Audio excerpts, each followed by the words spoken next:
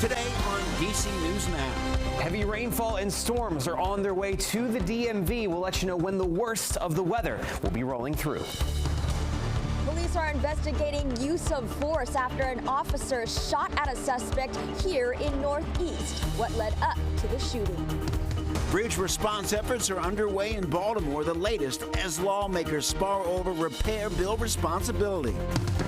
And stretching your dollar before booking your next vacation, little or large, from flights to gas pumps and the new list with affordable trips.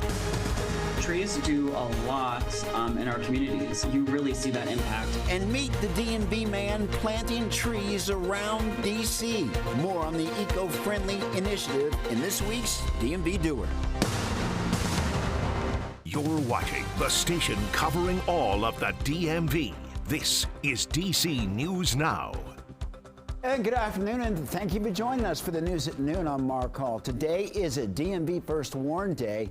Meteorologist Damon Matson joined us with the latest check on the forecast. And Damon, there are some concerns out there.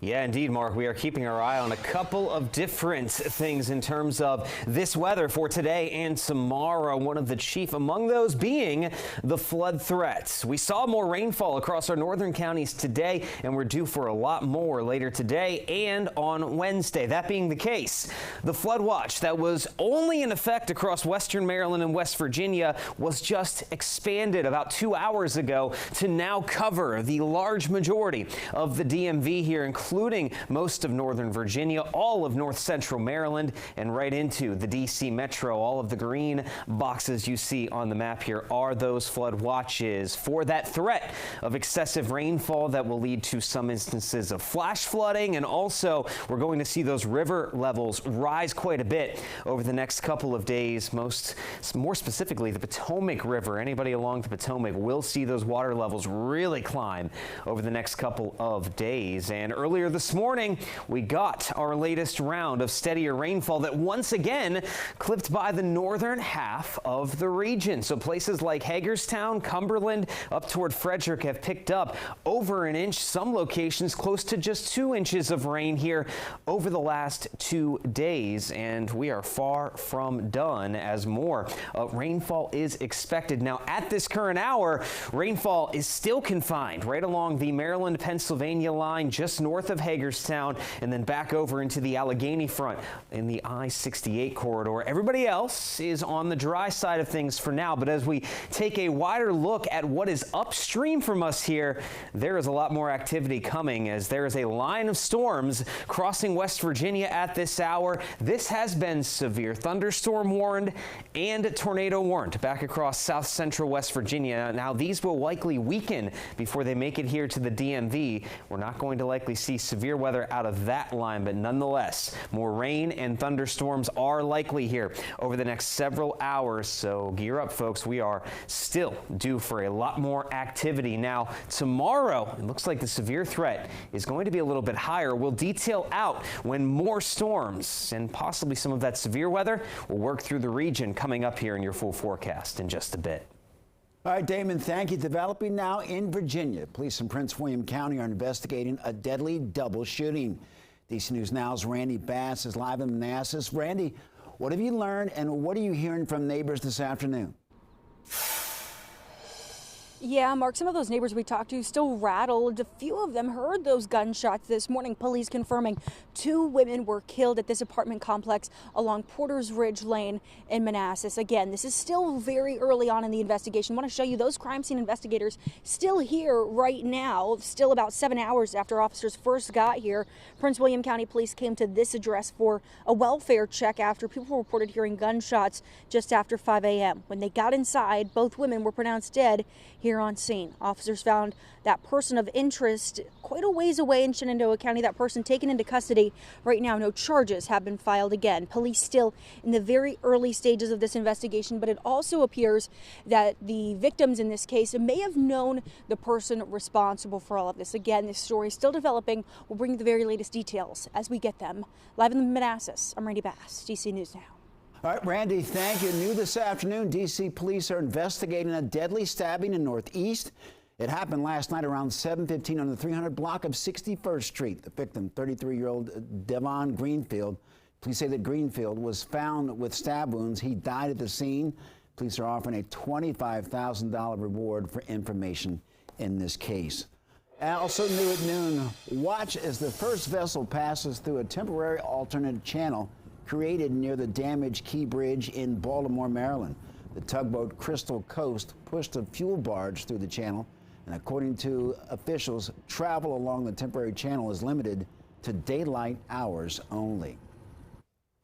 Well, it's been a week since the Key Bridge collapsed in Baltimore, and community members put up a memorial to remember the workers killed. One person who helped out says he used to buy food from Miguel Luna, one of the victims in the collapse. He owns a food truck on Glen Burnie, and we sometimes come buy food there, and also that's why we are surprised when we hear it was one of those guys involved in this accident. It's very hard for those people, you go to work and you never know if you're gonna come back.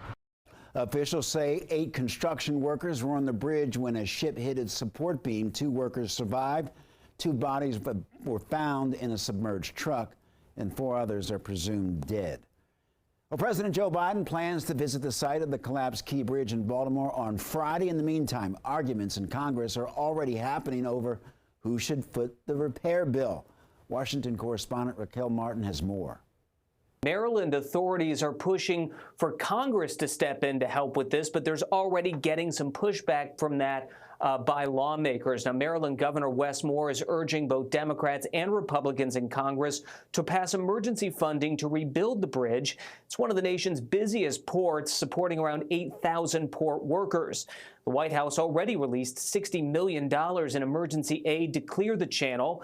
Federal officials believe the full cost to rebuild could reach $2 billion. President Biden will see the damage firsthand on Friday when he visits the site.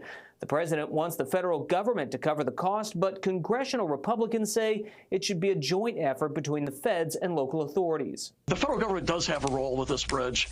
I don't think it should be the sole, payer. But it would probably be a partnership with Maryland, maybe the local authorities. The fact of the matter is, all of us, every state in the nation, all 50 of us, will take our turns needing this kind of assistance. Now, Congress is gone until next week, so at this point, it's not clear when some kind of a funding vote might actually happen. That's the latest here on Capitol Hill. We'll send it back to you guys. Well, meanwhile, the owner and manager of the cargo ship that hit the bridge is seeking to limit their legal liability. Yesterday, the 2 Singapore-based companies filed a limitation of liability petition. It is a procedure for cases disputed under U.S. maritime law. The joint filing seeks to cap their liability at under $44 million. Well, this afternoon, Maryland Governor Wes Moore expected to hold another news conference at the MTA police headquarters. He will give updates on efforts to repair the Key Bridge and to reopen the Port of Baltimore. And be sure to stay with DC News Now for the latest on the story throughout the day. Well, 7 workers with DC-based charity World Central Kitchen are dead after an apparent Israeli airstrike in Gaza. That's according to the organization. Israeli Prime Minister Benjamin Netanyahu acknowledged that Israel forces carried out an unintended strike on innocent people. Take a listen. לצערנו ביממה האחרונה היה מקרה טרגי של פגיעה לא מכוונת של כוחותינו באנשים חפים מפשע ברצועת עזה. Well, WCK says that some of its workers were traveling in a deconflicted zone in 2 armored cars when the attack happened. Well, this video shows a ship loaded with food that the group was delivering along with supplies to people overseas. Workers were reportedly hit after a crossing out of a northern Gaza, and WCK says that those killed are from Australia, Poland, United Kingdom, and a dual citizen of the U.S. and Canada and Palestine. The organization's CEO said in a statement, quote, "I am heartbroken and appalled that World Central Kitchen and the world lost beautiful lives today because of a targeted attack by the IDF." DC chef Jose Andres, who started the organization, says that he's heartbroken and grieves for their families and friends and our whole WCK family. The Israeli Defense Forces says that it was trying to understand the circumstances of this tragic incident. Well, today, D.C. Council voting on a bill to dedicate more than $500 million to upgrade Capital One Arena. This comes after the proposed plan to move 2 of D.C.'s sports teams fell through. Well, last week, Monumental Sports and D.C. leaders agreed to keep the Caps and the Wizards in the district until at least 2050. As part of the deal, D.C. allowing Monumental's owner to expand the Capital One Arena. This includes transportation and safety upgrades. Council Chair Phil Mendelson says the bill is expected to pass. Also happening today, the Montgomery County Council voted on an affordable housing measure. This zoning proposal would remove barriers to building affordable housing next to places of worship. Council members also plan to vote on the Tacoma Park Minor Master Plan Amendment, and that meeting started at 9 this morning.